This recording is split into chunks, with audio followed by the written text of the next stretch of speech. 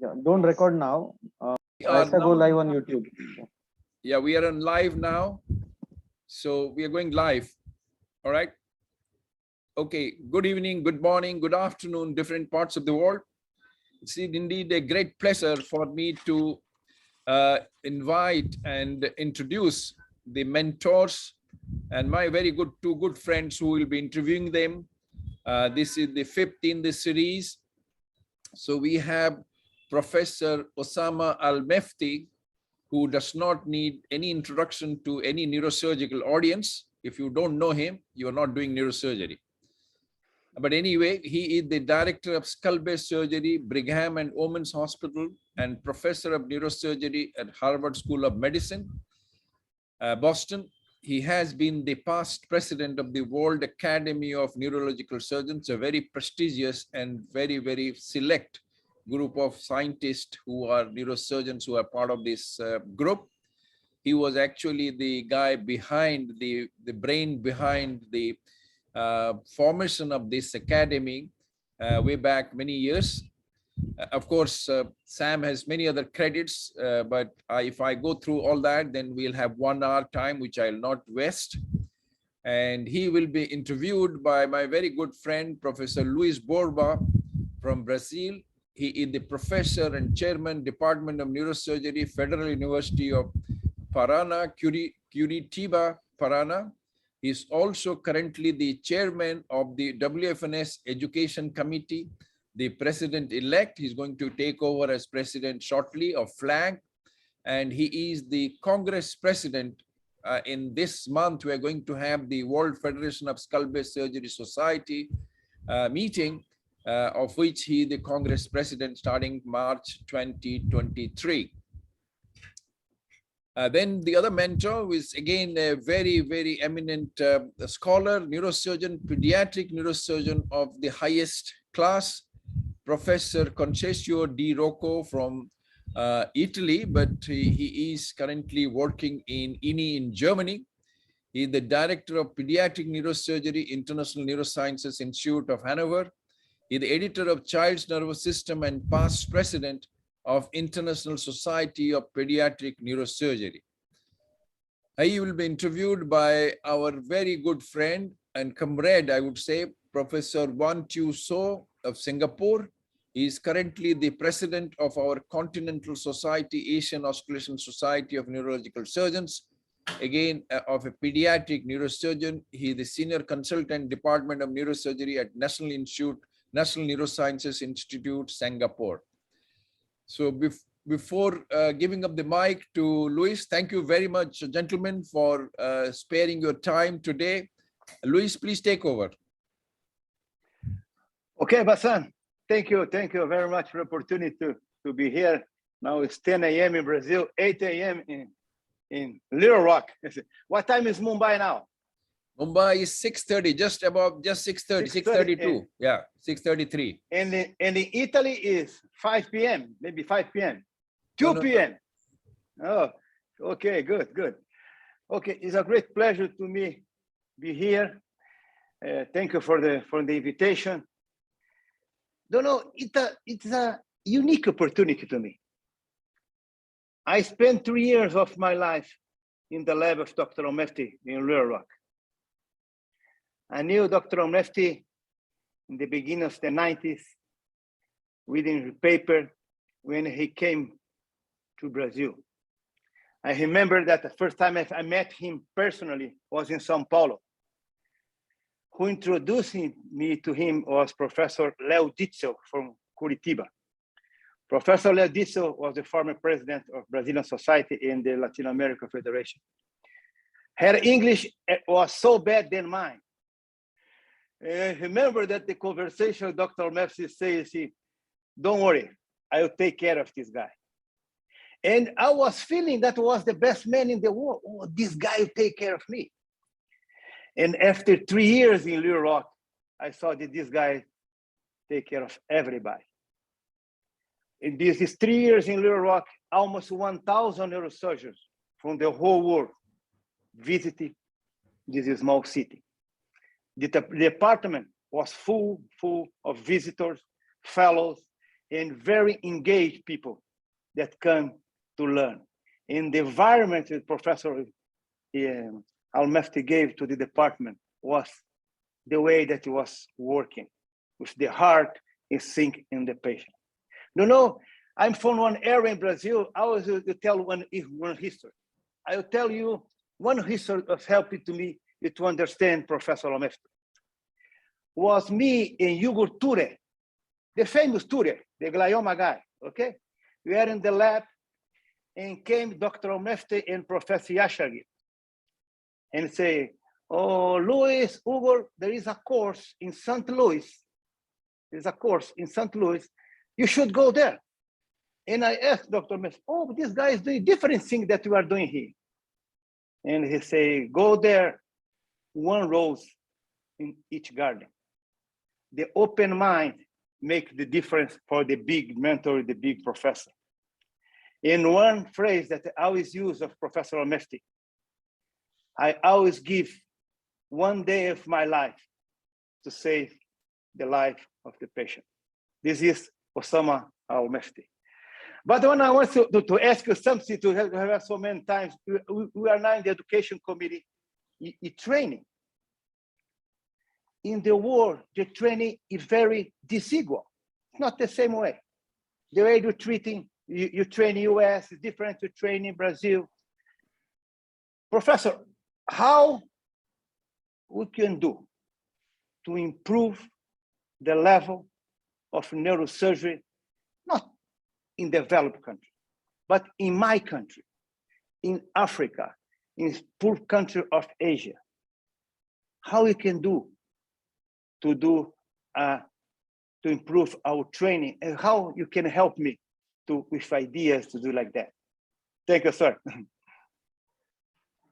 Well, Bassam, Borba, thank you so much. And Borba, thank you for asking the right questions, because that's what's important. What up to the future generation of neurosurgeons and how they could be prepared to make things better, to take the specialty to a higher ground and performance, to make a new discovery. And I think it have to start with going back to the original intent. And the original intent, any medical student going to medical school will write, I want to be a doctor to help people. So the commitment of you are going into this field, having the humanistic motivation that you want to make a patient life better. You want to make a disease overcome. I think it's going to have to start with that basic foundation, why any person go to medicine. If that get lost and became the motivation to become a neurosurgeon or whatever else, is a better life or better fame or better what have you, then you lost the ability to advance the whole specialty, and you lost the ability to perform at your highest, and you twisted the whole training program to make you how you will be more successful doctor or more successful practitioner. How do you have a wide practice? How do you have a fame? How do you have a good income? How do you have a good social position? So I think it has to start with the motivation. Why these people went to medicine. And unfortunately, most of the medical students today are motivated with that gene, say, I want to help. If you started with this, then the patient become first. The idea that patient comes first, it's under attack right now. You're hearing people talking about balanced life and other commitment and what have you. It's gonna have to be the patient comes first. If the patient comes first, then you want to prepare yourself to do the best for the patient. And that's the training. So you want to be the most knowledgeable. So you will be reading, studying, attending conferences, discussing, opening your mind, find out what other people wrote. You cannot say that's how we're doing this. You, in your training and residency and the rest of your life, you gotta learn, you have to study, you have to know what's happening, what they did, what Cushing did, what Dandy did, what Borba did. So they're acquiring knowledge, and seriously about acquiring knowledge, it's a must before you acquire the technique. Luckily, right now, acquiring knowledge is so easy. You know, we used to look for something. We go to the library, we go through indexes, card, the hours, we order the Xerox copy of that article. It come back in 2 weeks. You spend the whole day to find one article. Now you find the whole world and push of a button. So a trainee and the doctor and the mentor has to stay student forever. I don't know. I say a day that pass, I don't learn something is a wasted day.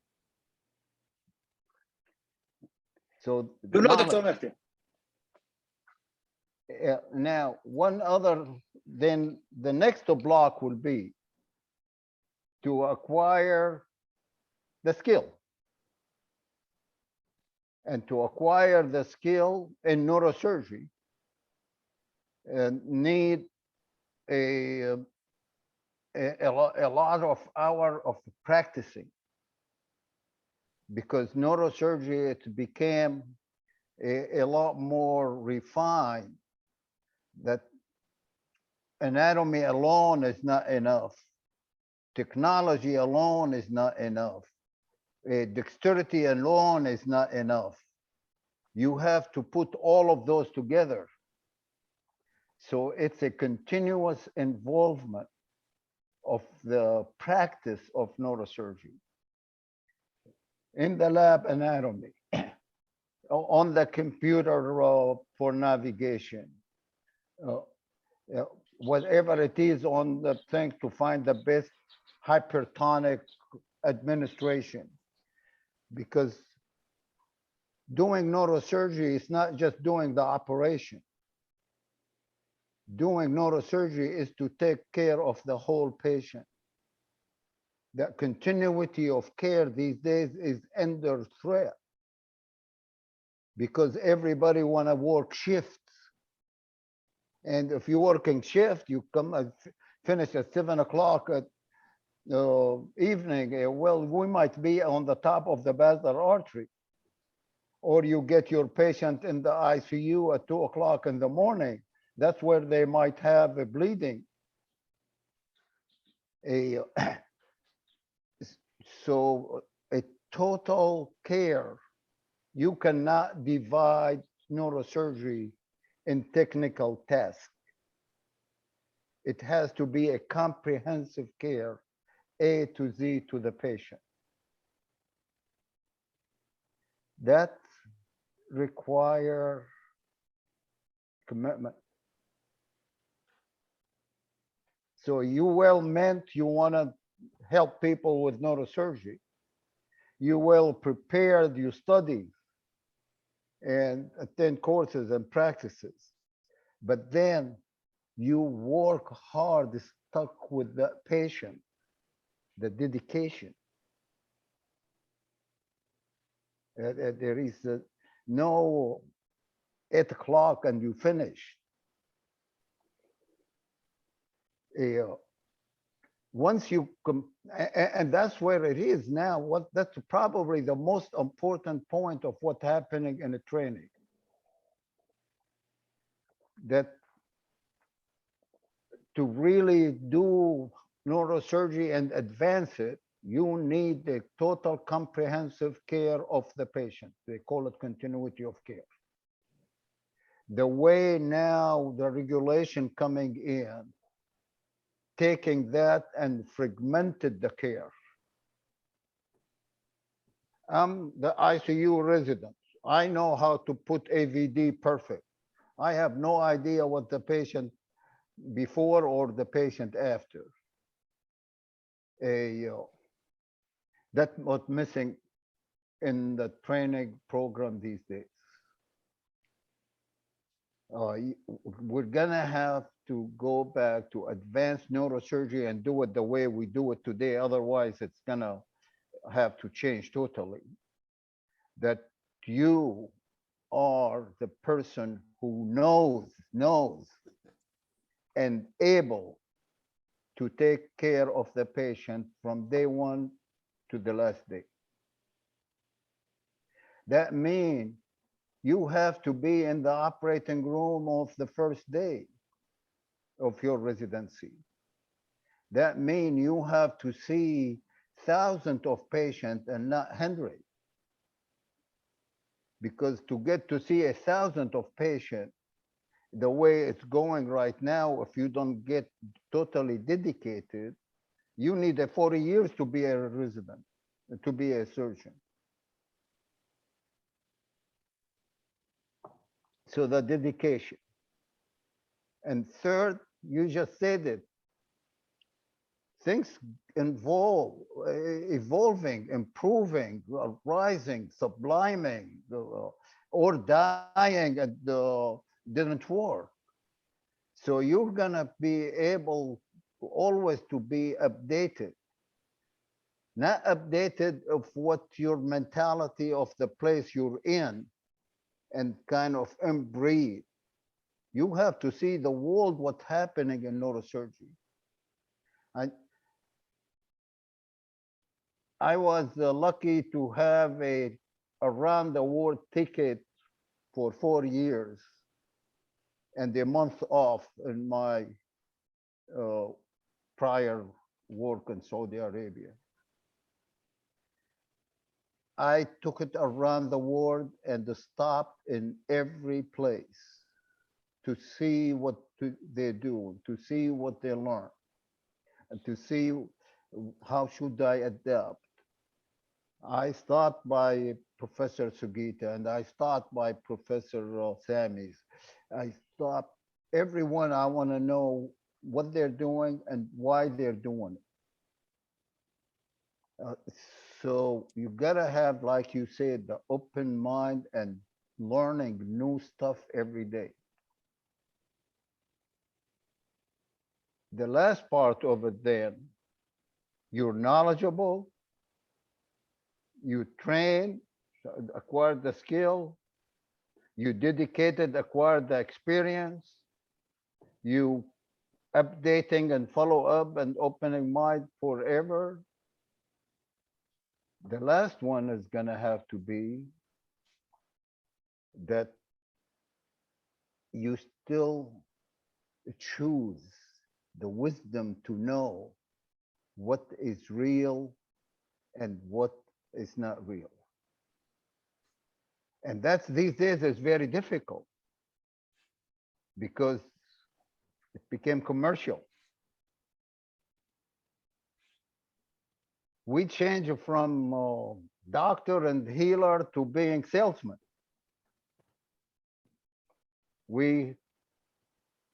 Many have a gadget, whatever it is,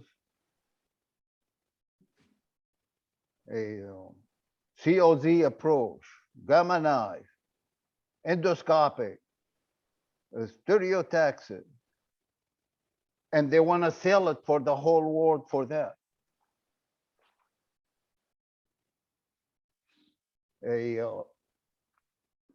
So the patient not getting what they need. They're getting what you have to sell. But you have. And I think that's becoming the most important point, that we need to go back to give the patient what they need and not to attract the patient to what we have. We can't be salesmen. We have to stay a healer. I'm sorry for taking too long, but you just put your finger on the question, which is really concerned me the most these days. The example, Professor Mefti, is the background of Professor Bassan. See there, the honor is clipping. We know up to now that the best treatment is the clipping. But 90% of the arteries around the world today are embolized. We are doing the best for the patient. We are doing the best for the business. What we are doing? I ask many endovascular around the world. The technology is changing a lot. No?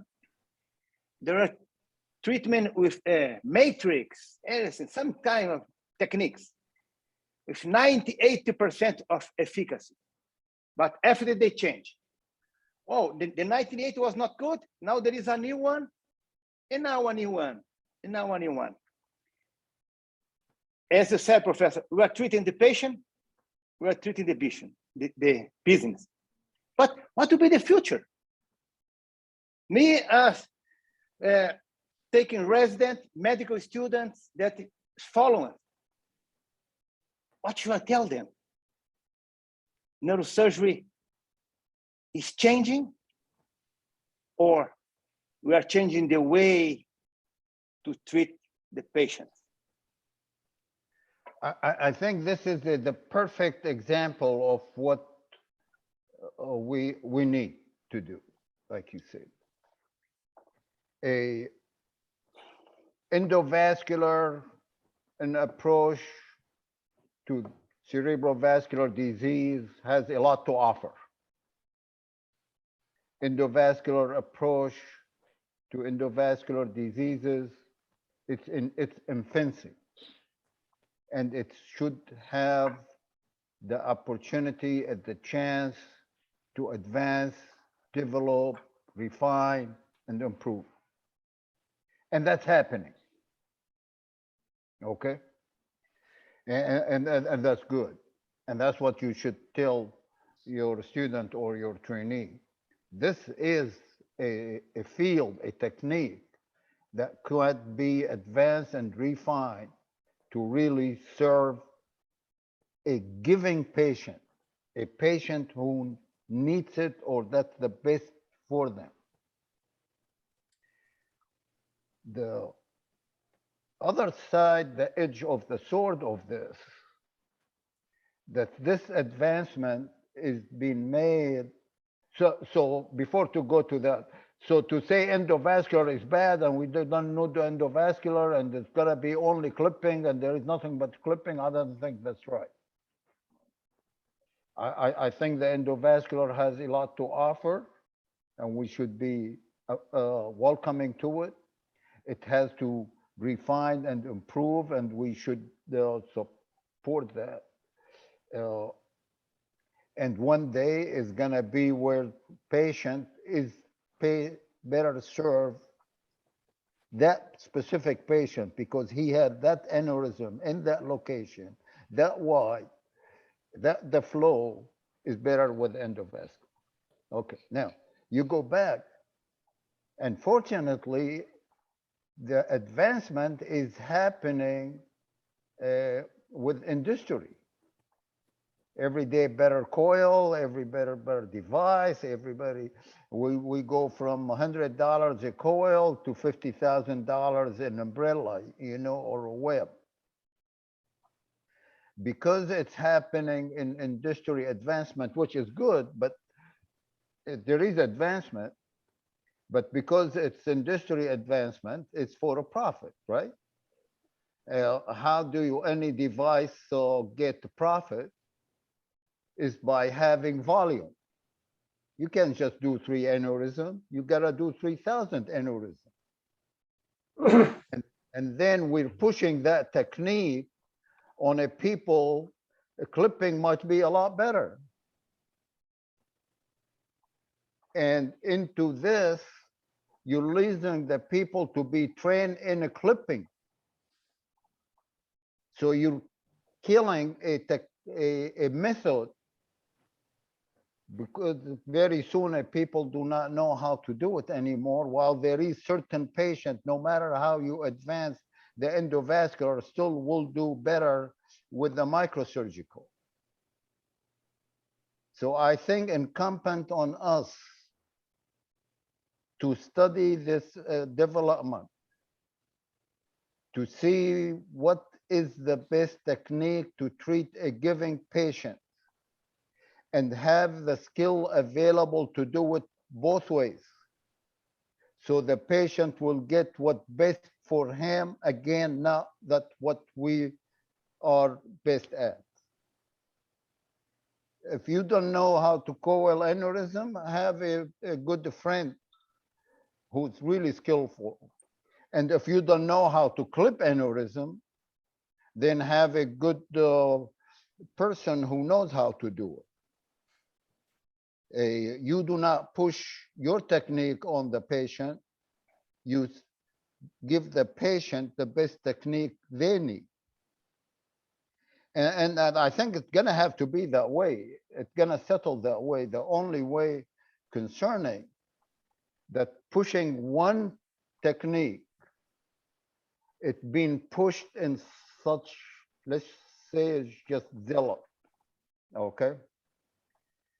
That it's killing the other technique, which is still might be needed very bad. I don't know how many residents, in my first few months in a private practice, coming out my residency, I clipped a basilar artery aneurysm.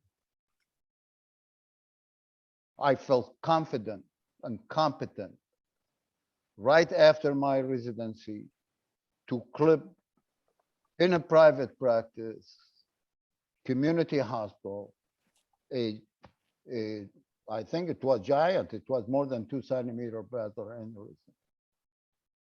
Tell me who is today, if many residents have not even seen basilar aneurysm exposed. Why? Because there is that big push to do all basilar aneurysm by coil, regardless. Here my question. No, tell them that they have to learn both. Tell them that they have to advance both. Tell them that they're both are needed for one given patient. And tell them that we have the responsibility to choose what the best method for one given patient, and overcome our ego or our limitation or our profit to push one technique on the patient.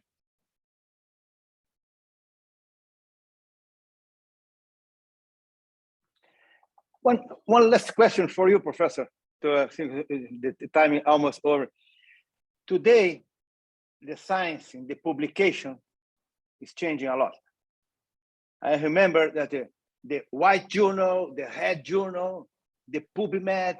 If the paper is in the PubMed, has peer reviews, a good paper. If in the right white journal or red journal, it's good. Oh, it's good publication. Today, it's changing a lot. If I pay, I can publish. They ask me for $1,000, $2,000, $3,000 to publish in my paper or every paper that I can do with review, result review, go to the PubMed, the whole world, you see this publication. And you know that very famous journal, as the most famous one, not neurosurgery in the medicine, is publishing papers by companies, by money. Where you go? Where I need to study? Please. You just got me to cry on that question, because this was what very painful to me in the last few years. It used to be like you said, you have a good work, a good project, with the good conclusions and contribution. You work on it for years, writing a paper, real good paper that it will be a milestone. It takes years for. You recruit to it many minds. Doesn't matter if they were residents or collaborator or co-worker or what have you. And you used to send that work to a good journal. And the journal has a reviewer who will review your work with the mind that, oh, this is a good work, but we want it to be better. So they will give you advices after they verify the data and the accuracy and everything. They give you advices how to make your manuscript and paper better and get published. That's the world we're raised on. And fortunately today, exactly like you say, not just you pay money to get, you don't need to pay money. Give me any gamma knife paper today, whatever it is, and I assure you it will be published with the best journal. The review process, unfortunately, became oriented. The journal instead, many journals, instead of being the receptor, the broadcaster of a good idea, they became selective of publishing what their idea.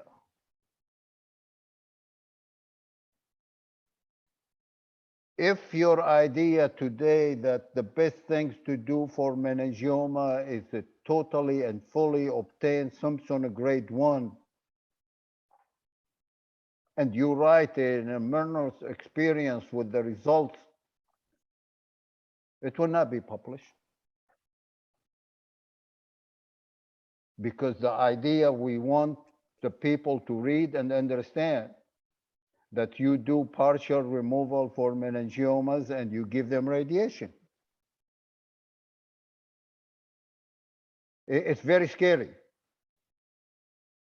that the literature, instead of became the depository of good idea, it became the broadcasting of certain idea. It's very scary.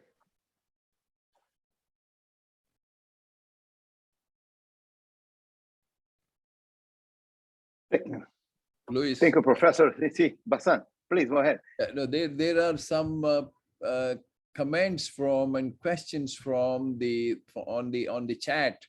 I think there is from Bolivia, so it's gone everywhere.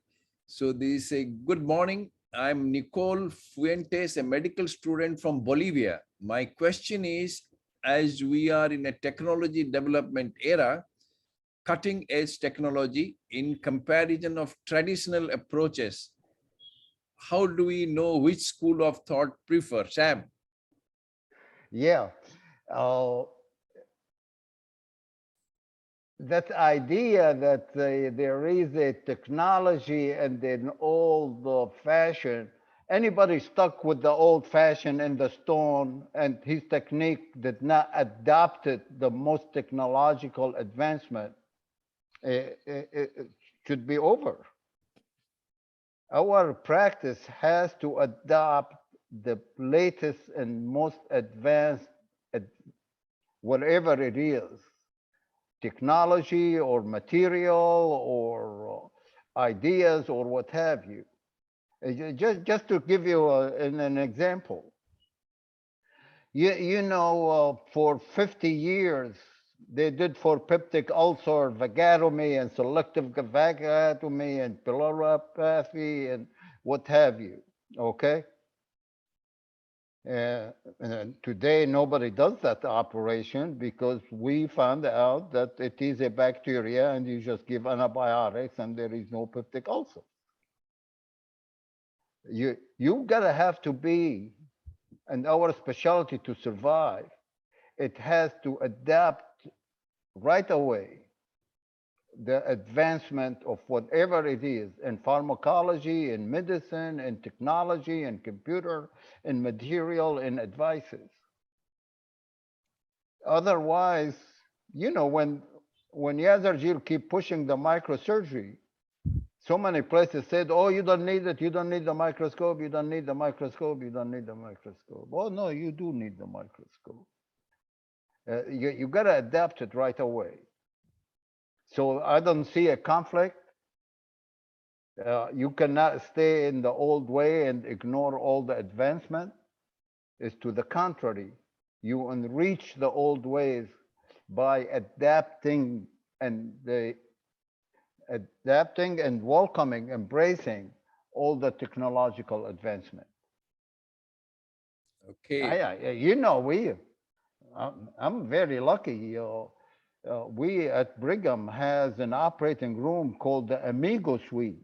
Oh, if you have to see what that Amigo Suite, you got the MRI on one side and the CT scan on the other side and the PET scanner and the ultrasound, and they all merge of the highest navigation system and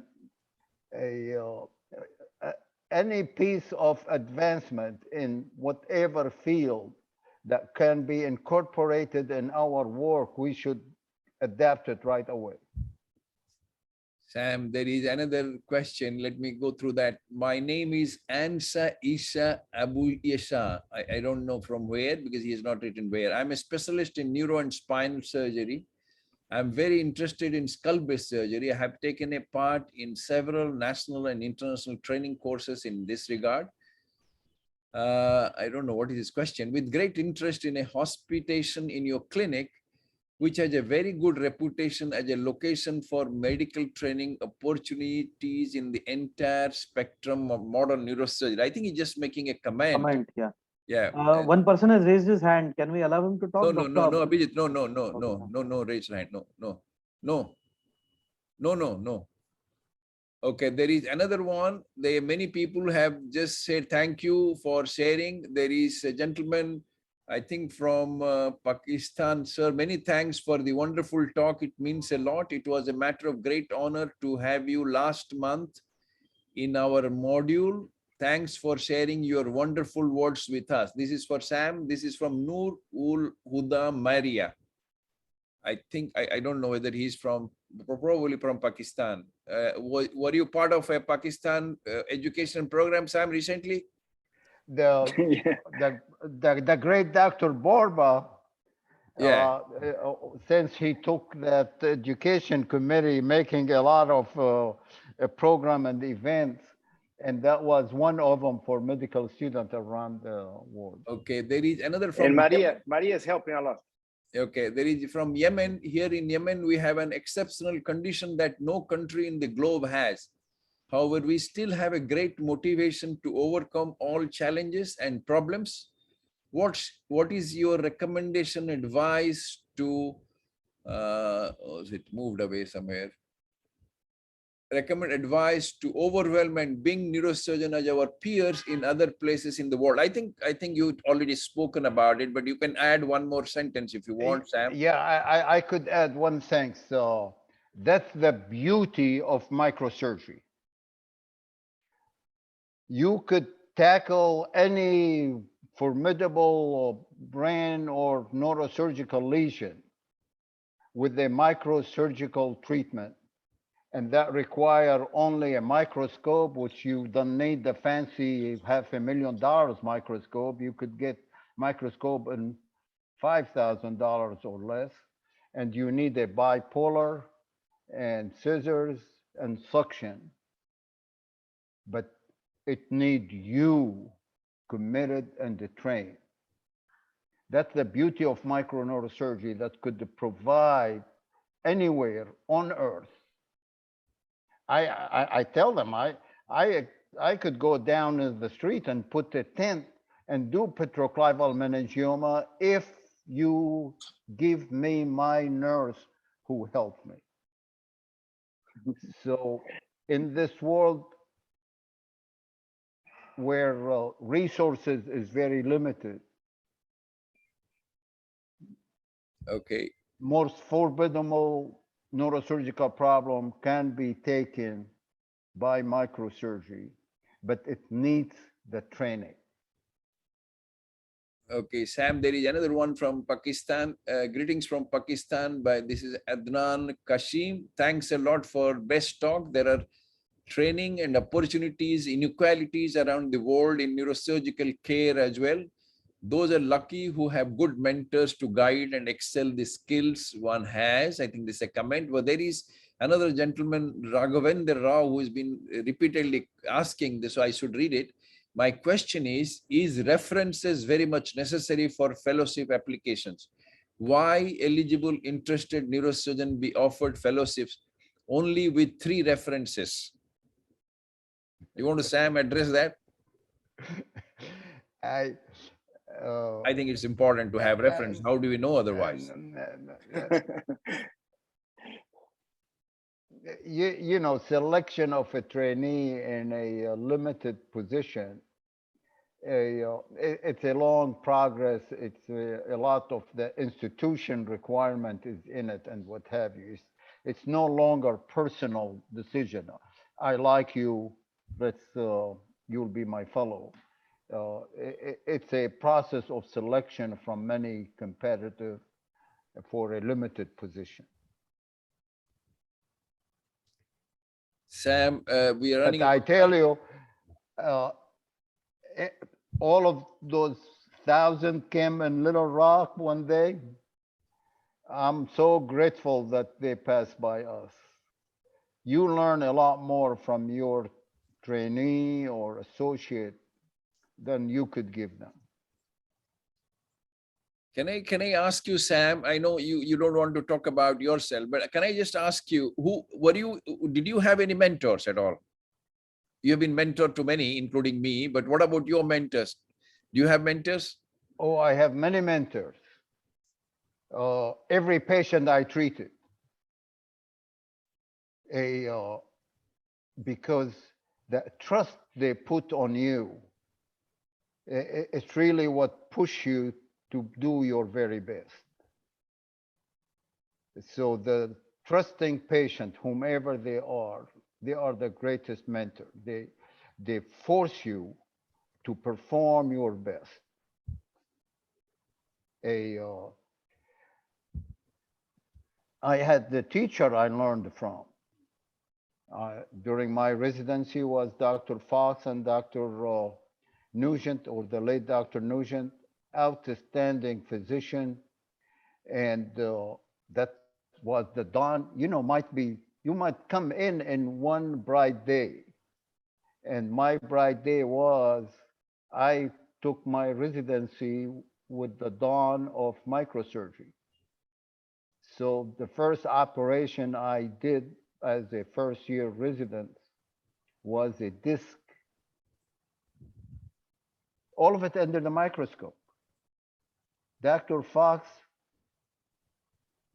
required that I cut the skin of that patient under the microscope. It's L4, L5 disc. So you get your lucky day by having the right mentor. And then every neurosurgeon in the world and every giant neurosurgeon in the world, I went and either saw them or sit down and listen to them. But I probably have learned the most from my residents and fellows. You see, if you never get old if you in interaction with young minds. My young mind keep you young. So bouncing things, I just want to know what the residents say. You know what I mean? And during the operation, I want them to tell me, oh no, there is something here. Why don't you do that? So I learned from the people who's helping me enormously. Sam, have you changed anything over the period of years? Your practice, what did you do maybe 20 years back, 30 years back, is something which is significantly, dramatically different than what you did 30 years back? Or is it the same way what we are doing 30 years back? Is that something very dramatic difference in your approach? I think I changed everything, and I change every day. It's just a simple motto. I want to be sure that I will do tomorrow the case better than I did it yesterday, no matter how well I did yesterday.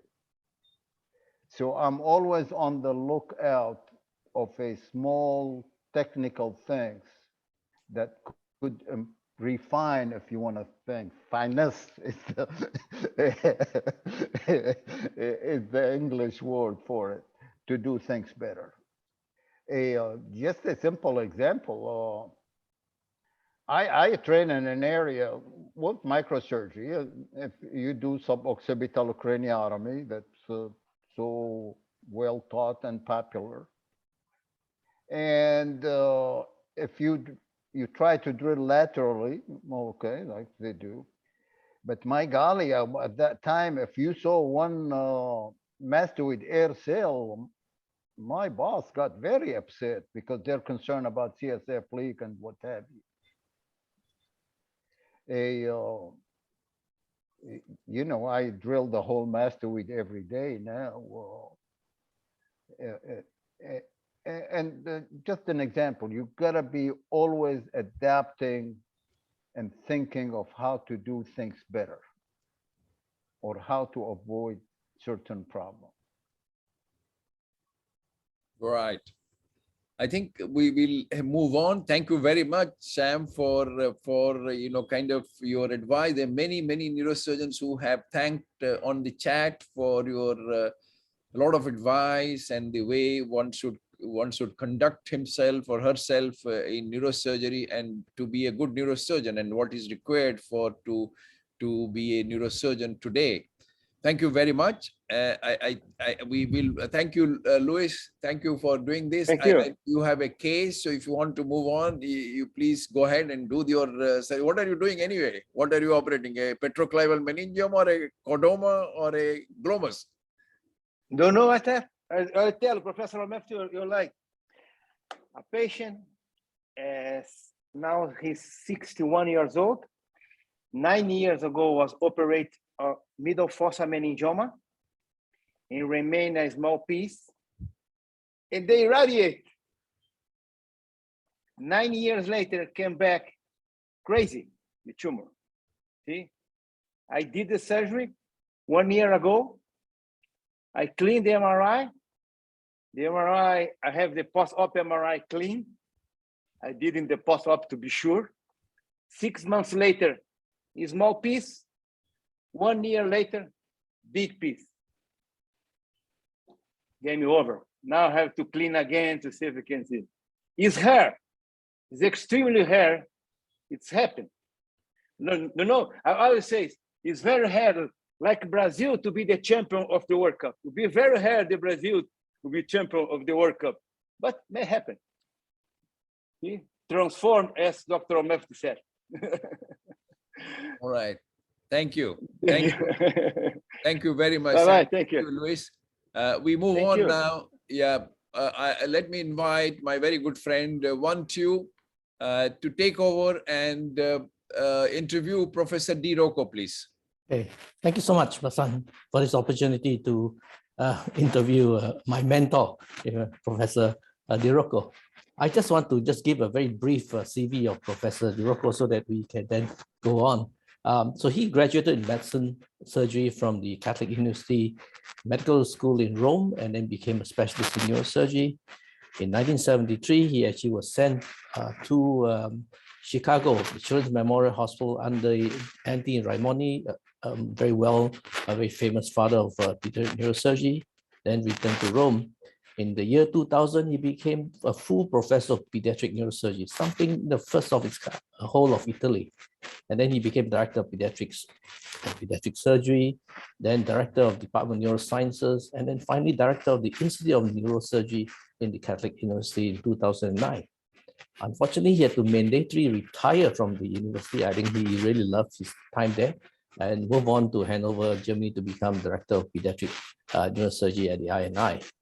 Now, he has been president of the ISPN in 1994 and president of the ESPN, the European Society, in 2002 to 2004. And of course, has been involved in the Pediatric Neurosurgery Committee, Education Committee of the World Federation for many years. And I think most of us know him, as you mentioned, the editor of Child's Nervous System. Right? He's had this position since the year 2000. So he's been there for 22 years. And even before that, when the Child's Nervous System was called Child's Brain, when it first started in 1977, he was already a member of the editorial board. Now, another area of achievement by Professor Di Rocco is actually the educational courses that he actually has been involved in. In fact, the most well-known European pediatric neurosurgery course, which he co-founded with Maurice Shu and Professor Hovind in 1986. That's going on virtually every year except in the last 2 years because of COVID. The ESPN consensus meetings, and of course the educational courses with pediatric neurosurgery of the World Federation and the ISPN. Actually, this is a very important part of his education journey because it's where he identifies and edifies people to pursue the very best in pediatric neurosurgery. And I say this because I was an example of what he did. In 1999, I was just a very junior neurosurgeon. Nobody knows who I was. And Ezio actually invited me to give talks in the consensus course that he organized in Assisi, Italy. And of course, that inspired me to really pursue academic pediatric neurosurgery and not just be a practitioner. And actually, I really feel very honored even at this day. And actually, that's really grown me. And I think that's the essence of Ezio's being his existence. Okay, so just a quick summary then, Ezio. So thank you very much for all you have done. Now tell us, I'm going to start very simply by asking you about your early career, what you did in the middle of your career, and then what's happening now. So tell us about your early career, who your mentors were, your journey in neurosurgery, because pediatric neurosurgery is actually very different, from general neurosurgery. Oh, thanks for the nice word. Thank you. No, I was very interested in neuroscience, and during my medical school, I had internship in psychology, psychiatry, then neurology. And then when I finished, my university opened a chair for neurosurgery and enrolled a famous neurosurgeon, Professor Gianfranco Rossi, who was very well known because of his neurophysiological background. Actually, he had discovered together with Moruzzi and Magun the brainstem reticular formation. So it seems natural to me to apply for, and to enter the specialty school with him. And during my specialty, one of the invited speakers was Raimondi, Professor Raimondi from Chicago. He was a rising star in pediatric neurosurgery, and I was fascinated because he was a very good speaker, and he presented at the time the way with which he could diagnose an intracranial space occupied lesion, just evaluating the modification of the vascular architecture. At the time, we had only neuroencephalography, and then he introduced this angiographic evaluation. And he described about his interest in children, and so I applied for going to Chicago, and actually I became a resident for 2 years in Children's Memorial Hospital. At the time, Raimondi founded, together with Maurice Schooks and Ovind and Neurosurgery, the International Society for Pediatric Neurosurgery. In Europe also, there was a pediatric society. So it was a new field, and as you said, it was different from adult neurosurgery. And for this reason, I went then in Marseille with Schooks, and I can consider him my second mentor after Raimondi. He also is a really great person. He traveled and in the world educated a lot of people. Okay, thank you for that. So, I look at your work, and over the years, actually, you have published a lot of articles on really new things, new ways of doing things in pediatric neurosurgery that actually a lot of people, were not really aware of. Who were the people, who influenced your neurosurgery practice? Because I think there's a lot of publications in Rome that were really the first of their kinds in pediatric neurosurgery. The book of Raimondi starts with the child is not a little adult. And it's true. We learned that operating on children, you have to be particularly cautious for a lot of things. First, blood loss, and so on. So you have to learn a way how to spare blood loss, how to respect the brain. The brain of a child reacts very badly when you touch it, become swell. It cannot tolerate so you have to have a very sweet hand.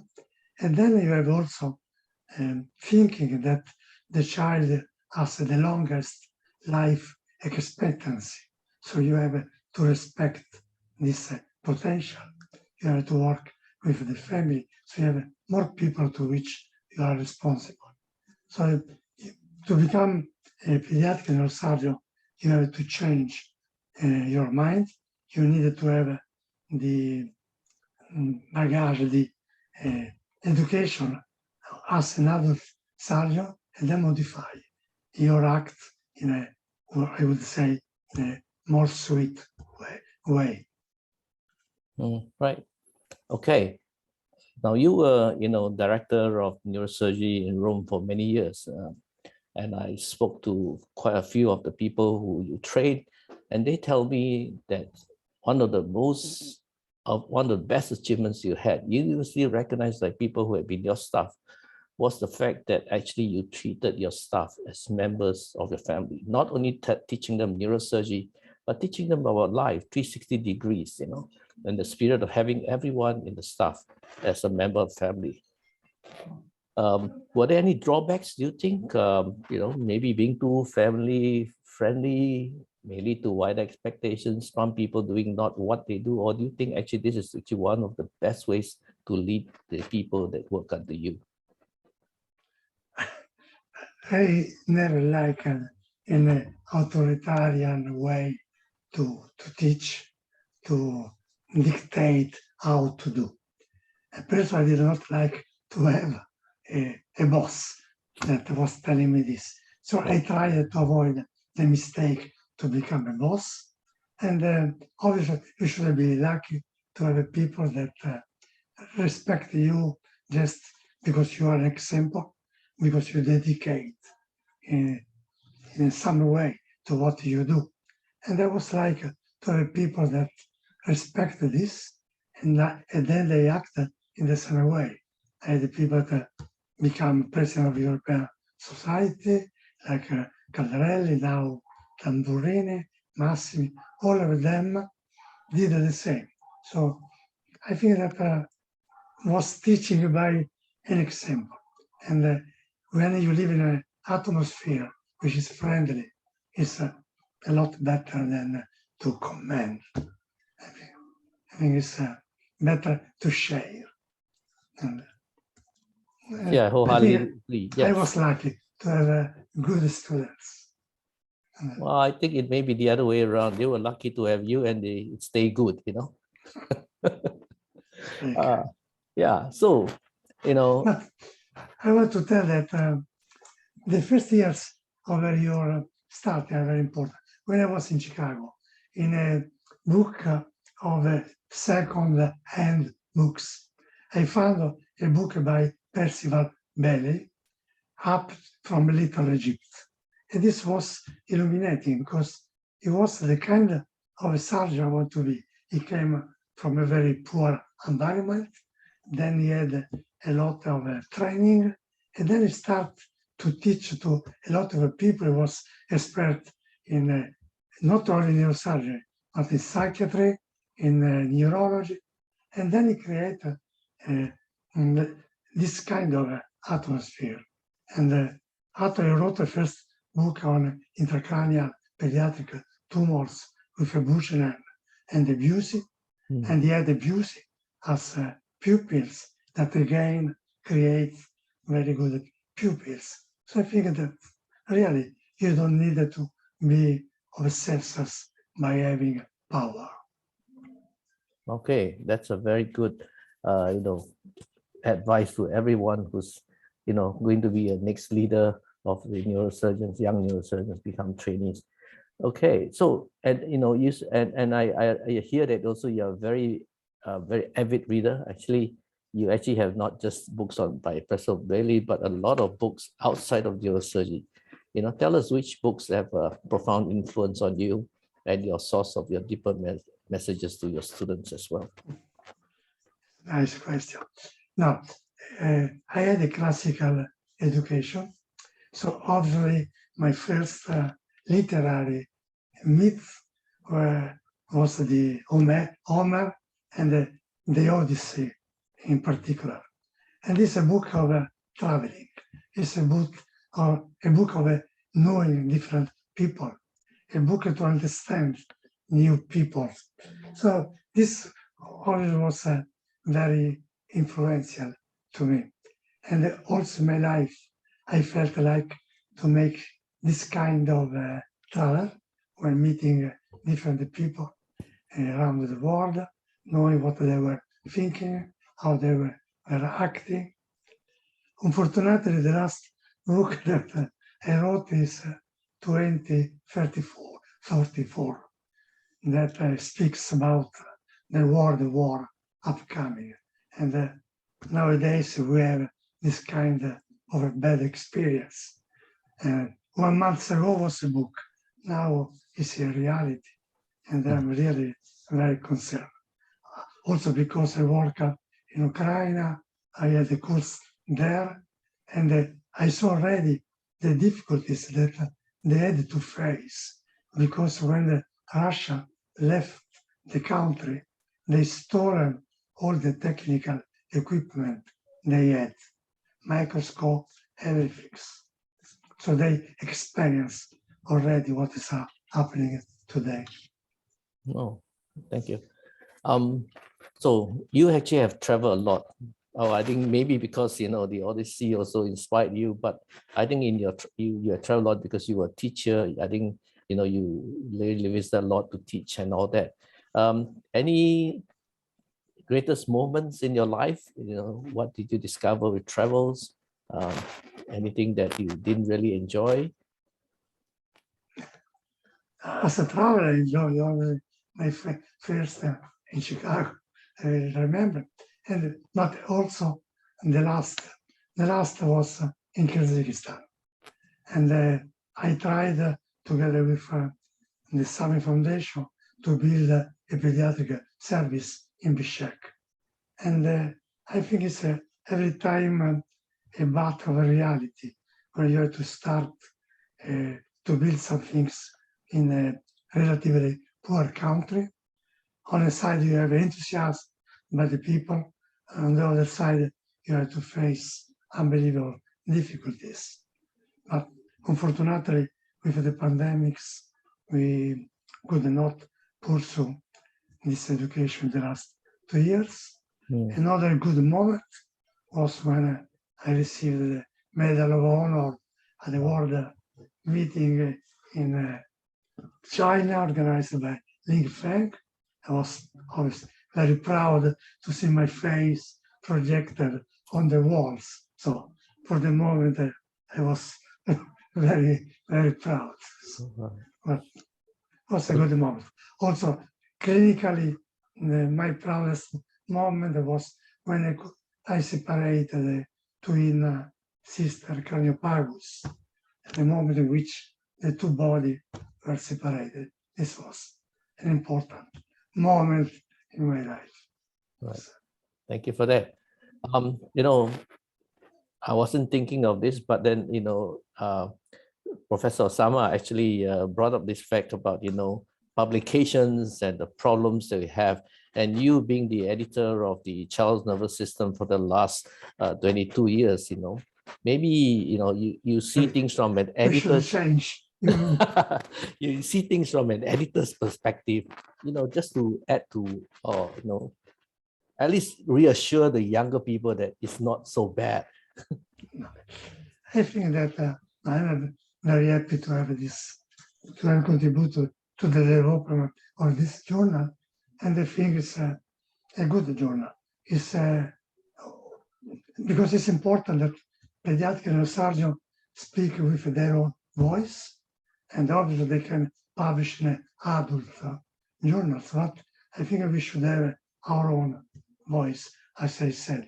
And nowadays I'm editor of Advances and the Technical Standards in Neurosurgery, which is a famous adult neurosurgeon. And again, I think journals are the best way to meet other people, to know other people. And I agree with the previous discussion about the risk of all these new journals in which you can publish just pay money. And this is very dangerous because these journals are free access. So they are read when you want to write a paper, you quoted them. So the impact factor is higher than the traditional journal to which you don't have access. It's a really big problem, I think, for the education of the young people. Okay, so important point. Okay, so maybe we might, you know, time's catching up. Do we have any more questions? But I just give some words, you know, about the challenges that young neurosurgeons today face and what you think you can help them, you know, by saying, because, you know, we hear a lot about training and things like that. You have gone through the whole thing. Maybe you can give some good advice to the people who are hearing. It's every time difficult to give advice to the young people. They are more proud than us, and they are ready to. Now, what I see is this advent of a new technology, and really is important. Endoscopy is again space, and I think that what people should learn, but also they should be able to combine new technology with the older technology. The older technology is your background. You should know.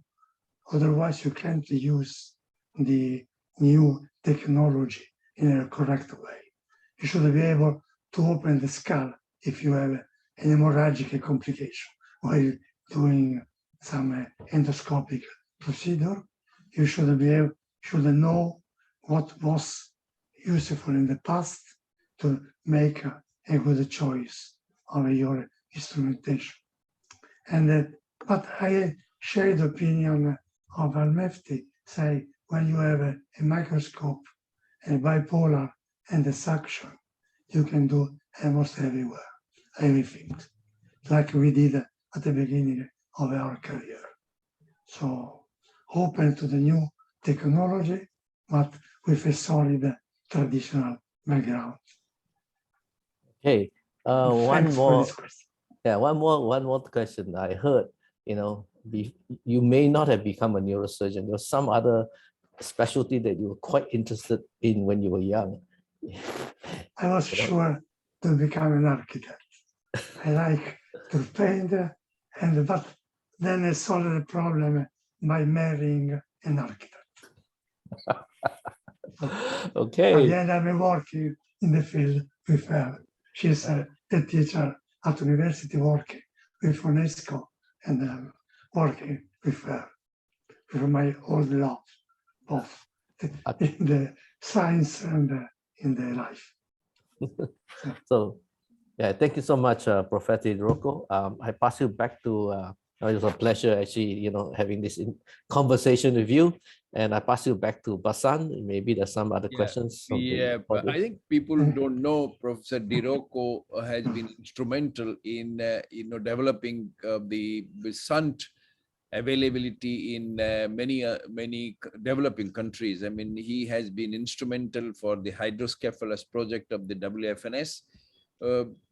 Would you mind telling a little bit about what have you done for the hydrocephalus, supporting the project in Europe and other parts of Africa? Yeah, I think that I will speak in the webinar of the Asia Society on this. For me, it's an enigma, the cerebrospinal fluid circulation. We all know that it's wrong. The concept by then they are completely wrong, but they work. They work because are simple and you can apply.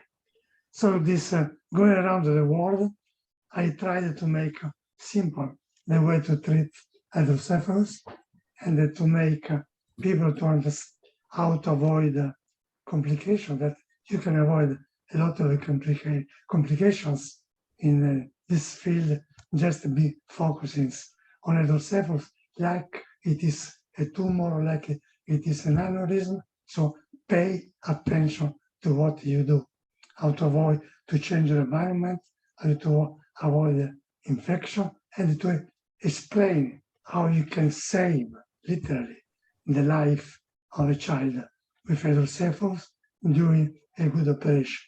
Saving because you will become a normal people, not just a past patient. And I found a lot of people that understood this message in Africa, in some country in Asia. Now I have a department in China with my name, pediatric neurosurgery in Beijing, and I try to continue this education in China. Will be the future of the planet, I'm sure. So I think that this charge that was given me by the World Federation was very important. I had the opportunity to go around with Shooks, which is also a very well-oriented people in education. And we try to enroll a lot of people, when you was one of them in these courses. And I think that were rewarding for them and for us too. So over a period of last 30 years, let's say 30 years back, your approach to a given problem and your approach today, has anything changed, or is it similar? You gave this question already to Mefti. Yeah, but he didn't answer. This was also going to my answer. No, what is a really important question, but I think that it's like to become old. You don't understand to become old because you just live. every day after the other, and you change.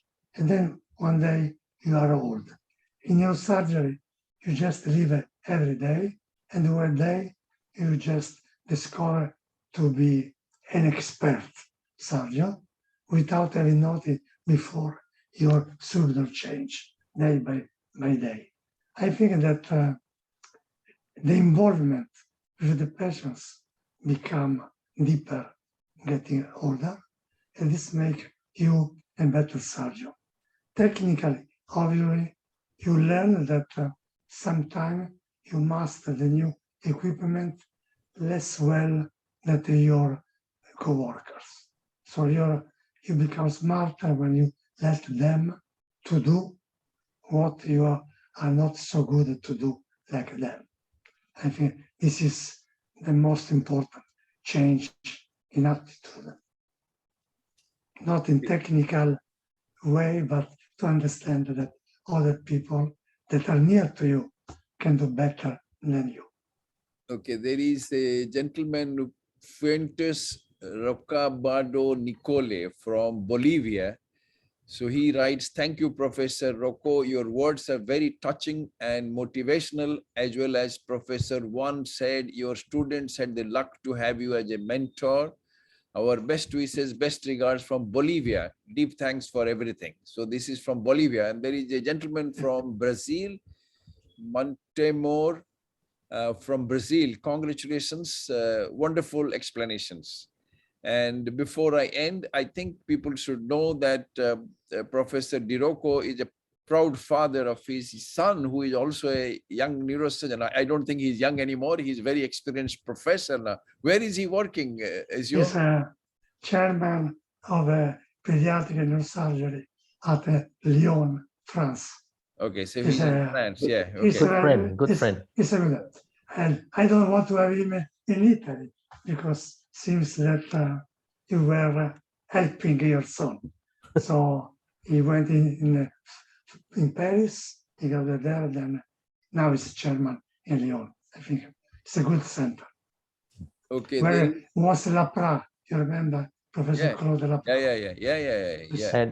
And very active. Probably the best center in France. A lot of third ventricular tumors. I mean, he's one of area of great interest. I mean, I shared once many years back, 93, I think, in Mexico Congress, we were together in the talking about intraventricular tumors. I mean, he was a giant already then. He was a real giant. So a very gifted neurosurgeon. Yeah, another gentleman, Nicolas Sirmas.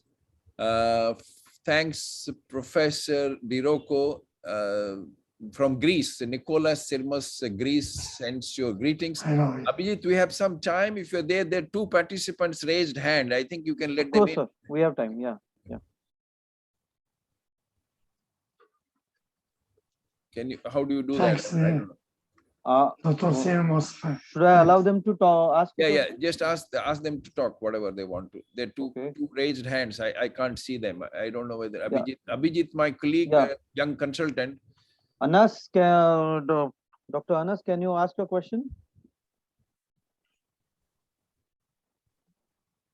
Yeah, Sam is still there. I thought he's left. Yeah. No, I'm here.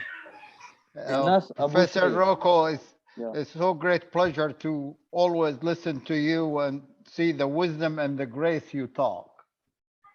I gotta ask you a real sensitive question, okay? I do believe that pediatric neurosurgery is a great subspecialty and field. I do admire all the neurosurgeon colleagues who devoted their life to treating only children. I do know that the Children's Hospital now has a lot of resources which suit the care of a pediatric. And I do big believer that the child is not a young adult, okay? So I'm not gonna argue with you on any of that. My question now, that there is a children with inflicted diseases that's not common practice of pediatric neurosurgeons. So no matter how good the pediatric neurosurgeon, in this particular diseases, he's not have a large experience because it's not every day and it's not in the main training they have. To monopolize the care of these children and not seek the help of an experienced person who's adult neurosurgeon in this disease to treat is what concerning me. Let's say somebody has a really bad AVM, a child, or happen to have a giant aneurysm, a child. They do happen. And they are to be treated in a children's hospital. I understand. But those could be treated the best with a vascular surgeon who has done the 300 AVM and managed 200 giant aneurysm. Even if he is not called pediatric neurosurgeon.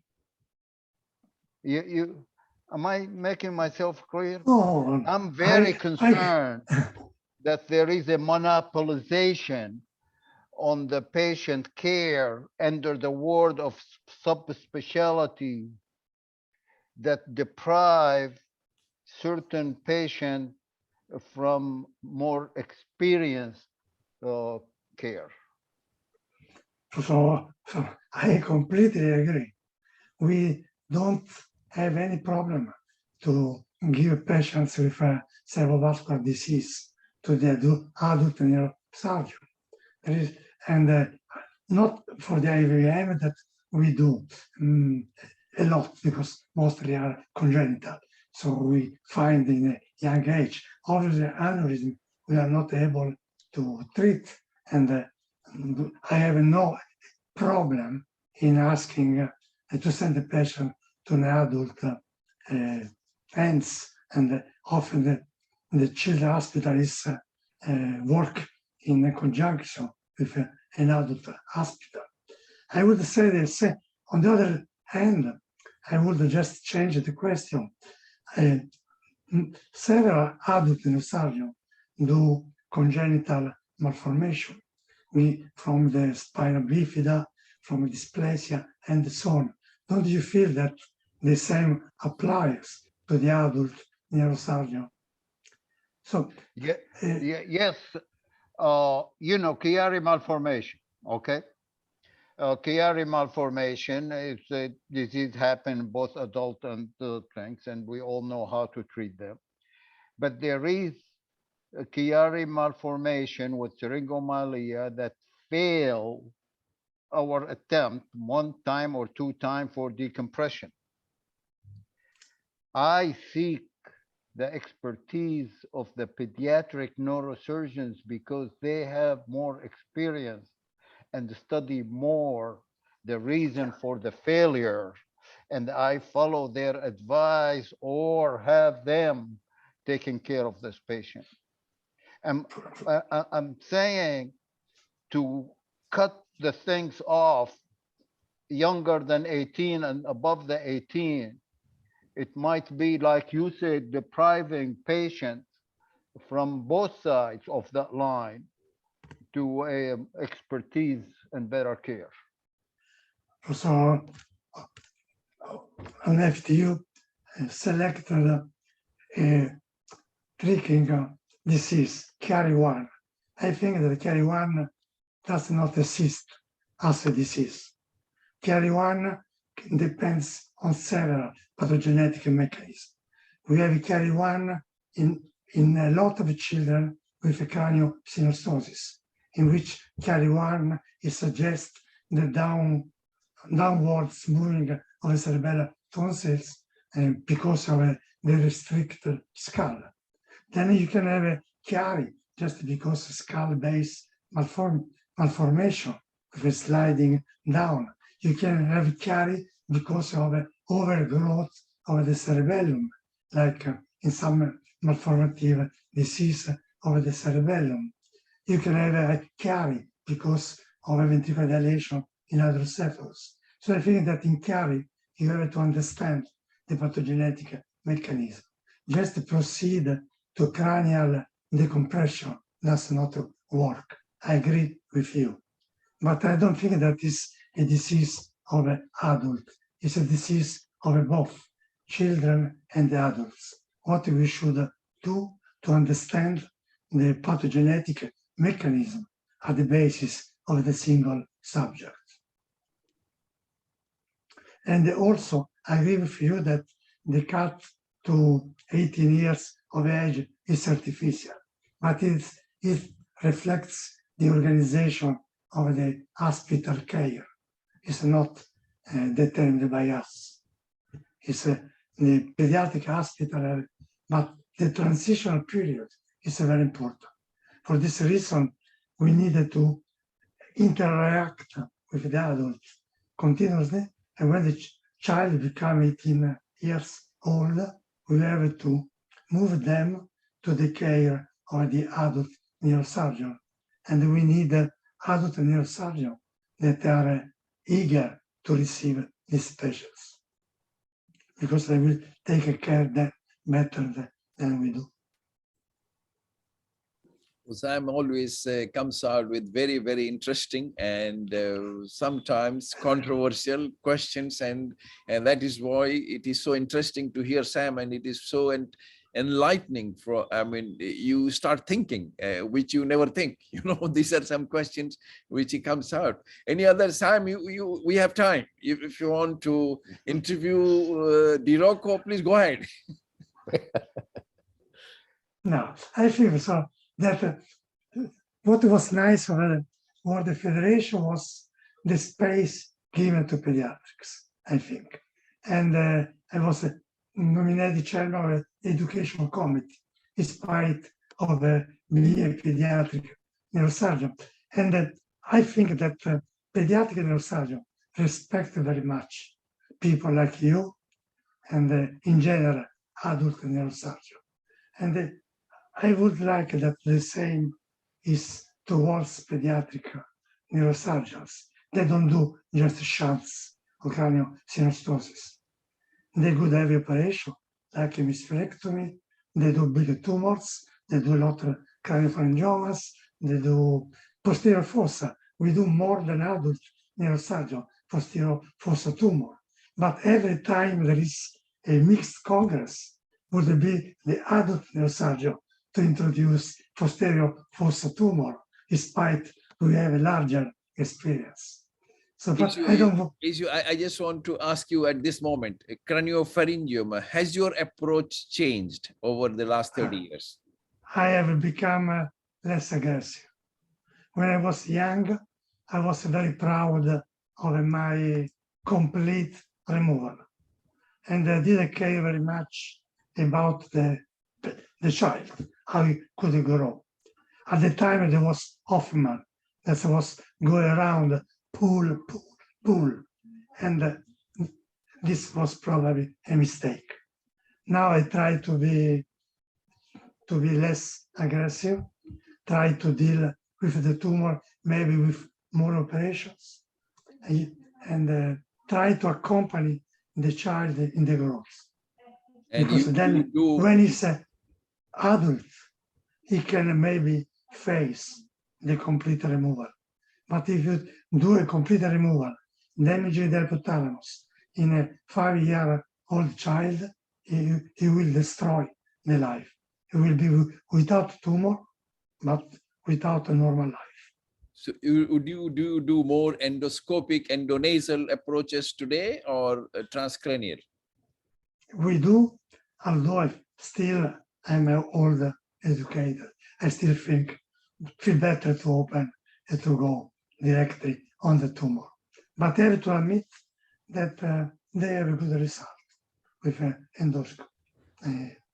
It seems impossible to me because it's so difficult to isolate the tumor from the surrounding vessels and structures in an opening view I can't believe that they can do endoscopically, but they do actually. They do. I have to respect them. But sometimes they are overdoing. I saw also some disaster of endoscopic. Sam, what do you think about endoscopic neurosurgery today? Now, I'm not gonna forget this for a moment. Professor Rocco has just touched on a very, very important subject and concept. And that's talking about the craniopharyngiomas. And if you did not ask him, I was going to ask him. It is very obvious that anybody dealt with the craniopharyngioma, they're concerned about the outcome of the patient. Either the hypothalamic situation or deficiency or memory or cognitive or what have you. That made a lot of mainly pediatric neurosurgeons till the endonasal guys came in and carrying it into the adult, more conservative, like you heard Professor Rocco, and do not pursue the total removal. On the other side, and I'm on the other side, as you expect, we know that the total removal of craniopharyngioma provide a cure for the patient and forever. And then the challenge becomes how to achieve that without complication or with good outcome. Like you heard, one way is to become very conservative and not to pursue the total removal and add the radiation. The other way to find out why our surgery has plagued with some bad results and how to refine our technique to achieve total removal without injury to the hypothalamus and without bad results. And that is doable, and that's doing. And the other Jill did it, and I did it, and some other did it. People in Toronto, children have did it, Humphrey and Hoffman before him. The problem is then now that most of the craniopharyngioma are in the children, and that will take us to our first question. And the neurosurgeon now are very much convinced that the conservative management with radiation is much better. So that automatically cutting down the experience and the patient from having the opportunity or the chance or the option of removing totally with refinement of the technique to avoid bad outcome. Now, into this then, it comes the endonasal you're asking about. Since you do not want to remove all of the tumor and you want to do only decompression and you want to give radiation after all for every one of them, then may as well go from the nose.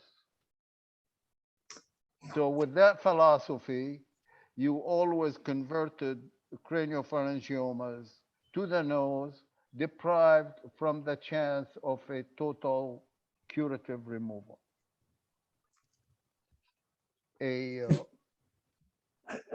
I can say, so the point here it is when you get a disease and monopolize it or get a lock on it and then apply your philosophy or your practices universally.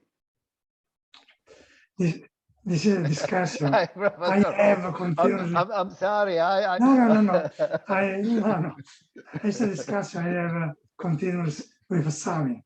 Also, Sami, like you, is speaking about total removal every time. First, I think that the craniopharyngioma you operate in adult life are different from a craniopharyngioma in children. The only fact that they develop in the first years of life means that they are more aggressive than a tumor that develops in adult life. So we are speaking about two different entities with a different probably possibility to operate. Second, I did not say that I'm against the total removal. I said that I was cautious about the total removal in the first years of a life before the child development. What we want to have is to accompany the child until the psychomotor development is obtained, and then to try and to have the total removal. We don't want to have DARF children without a tumor, children that are not able to keep PP because we removed the tumor completely together with the hypothalamus. In young children, craniopharyngioma are more aggressive than in adults. If you can accompany the tumor for some years and then to remove completely the tumor, you have a better results than to be proud to have removed completely the tumor in the first 2 or 3 years. I think this Are two debate, different experience. this debate will continue because this, I don't think we will reach a consensus in these two I giants. have some experience. It's neurosurgery. just But the there same. may be truth in both the you know what both of you are speaking. I mean, there may be slight difference in the approach in a child and in an adult, and obviously the majority of pediatric, as Sam said, majority of pediatric neurosurgeons have probably gone away from total excision because large number of complications. But I think what Sam is saying, and there is a role for total excision, and more so in probably adults than in children. Though I think Sam feels that everybody should be, all children. You think Sam should be there is an option for total excision, or would you like to individualize? You know, I've done a lot of children. I'm consider myself at least a pediatric neurosurgeon, and U.S. News report a few years back has put me with Fred Epstein as the pediatric neurosurgeon. So I've done a lot of pediatric, and I continue to treat children.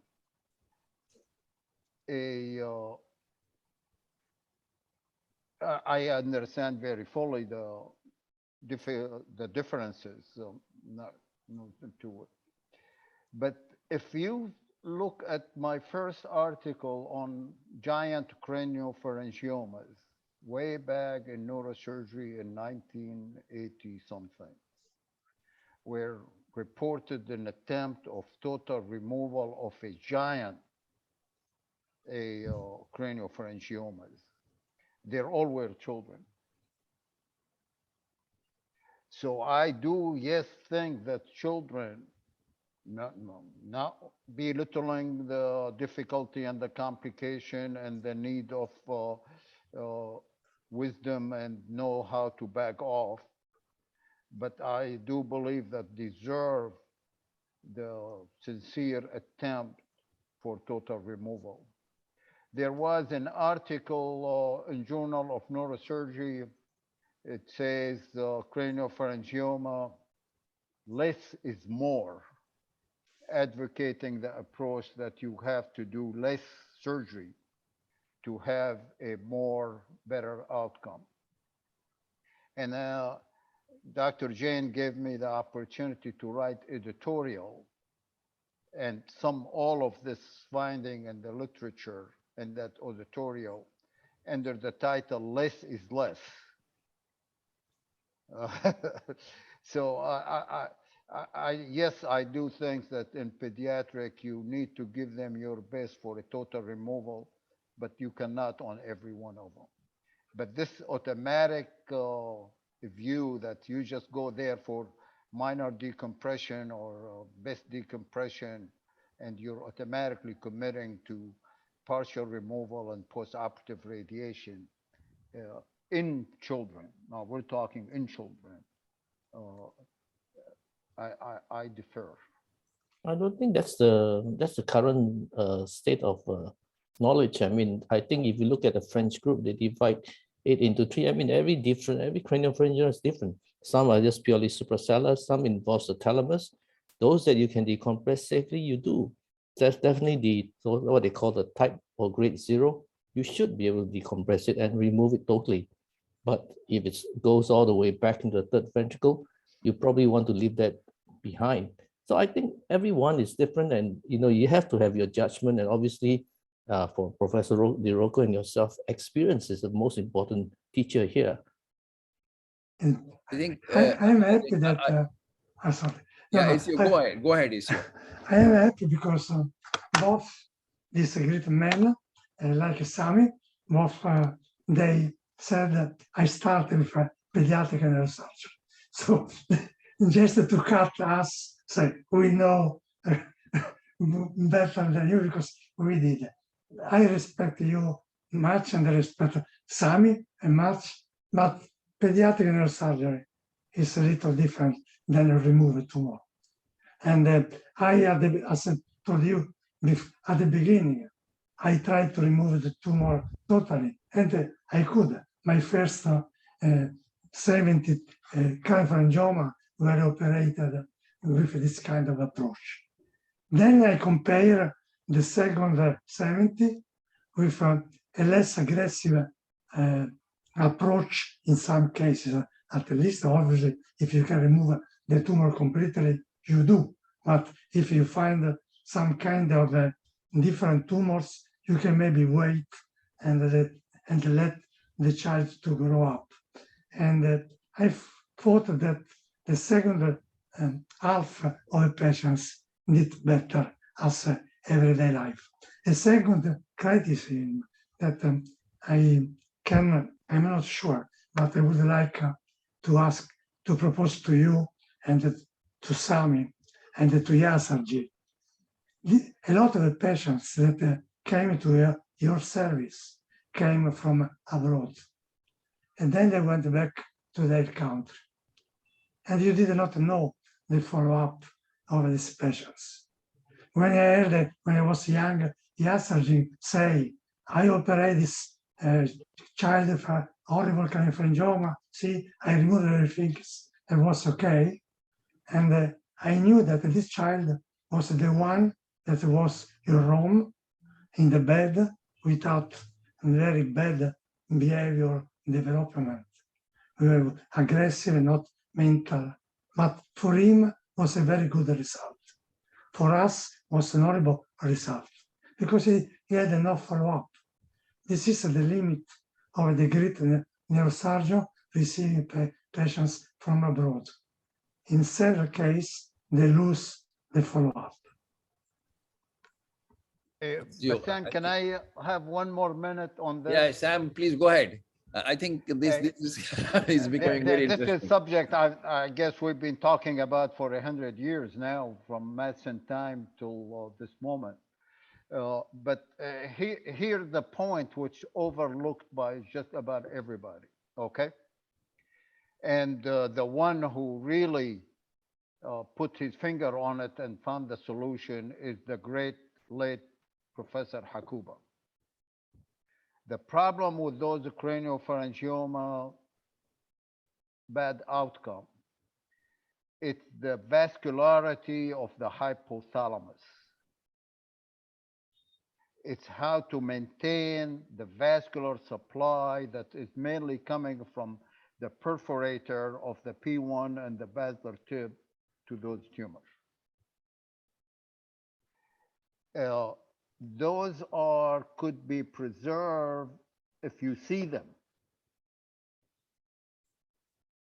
So the approach you're doing is the critical part of your ability to dissect that craniopharyngioma and to preserve the vascularity. All the surgeon now should be gentle enough and microsurgical enough that they will not inflict physical damage to the structure. So the issue became the vascularity. And trying to do retrochiasmatic craniopharyngioma from Turianal approach or from supraorbital approach or what have you, you are not seeing those perforators to preserve them, to preserve a good function of the hypothalamus. I think if we get our mind out of the confinement of the approaches we've done and move to approaches that allow us to save the vascularity of the hypothalamus, you will have totally different results. I agree completely. It's a technical point that I agree, but sometimes I heard adult, I don't say the name, a famous adult neurosurgeon that start to say, when I approach a craniopharyngioma, I go directly on the posterior surface, where is the risk. In the posterior surface of the craniopharyngioma, you don't have a risk. You can pull from the posterior part without any problem.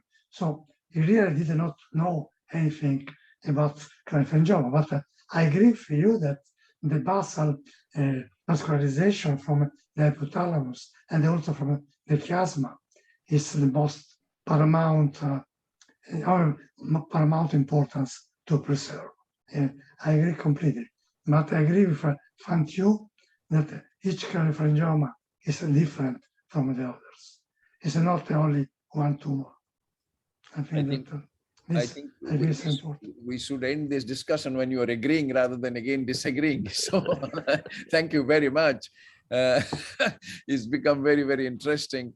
I know it is very close to both of your hearts, the craniopharyngium. I didn't want to prolong it, but Sam didn't leave it. So thank you very much, Sam, to take it forward.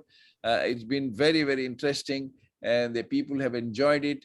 And thank you very much. This will be available in the YouTube for people who could not join to come back and listen to it, to two giants, to mentors who have trained so many people. So thank you very much. Really appreciate Thank you very your much. time. Thank you, Thank you, Abhijit, for taking up. Abhijit is my colleague. Thank you. Luis is back in the operation theater. Yeah, I see that. Yeah. So thank you, Luis. Thank you. Thank you very much. Thank you. Have a Thank good you. time. Bye-bye. Bye-bye. Yeah.